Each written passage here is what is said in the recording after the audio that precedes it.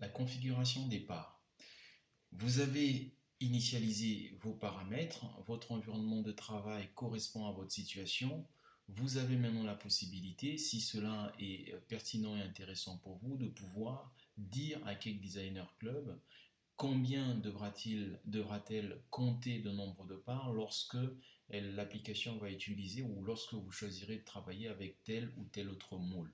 Vous avez plus de 280 correspondances qui vous permettent et qui permettent à l'application de calculer automatiquement le nombre de parts. Donc fini les fameuses questions combien de parts je fais avec tel moule de telle forme de telle dimension ou inversement pour tel moule de telle forme de telle dimension combien de parts de gâteau je peux produire.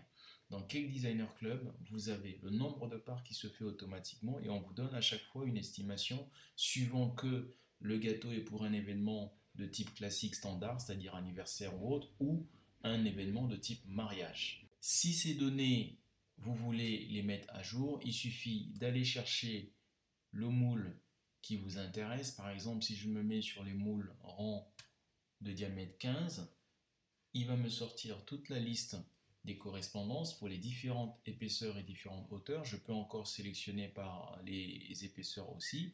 Je choisis la ligne qui m'intéresse. Par exemple, si je veux modifier le nombre de parts pour le moule rond de diamètre 15 cm et d'épaisseur 10, je me positionne dessus, je clique et ensuite je peux modifier les valeurs. Si par exemple c'est pas du 10, c'est du 12, mais c'est du 13, je mets 13, j'enregistre.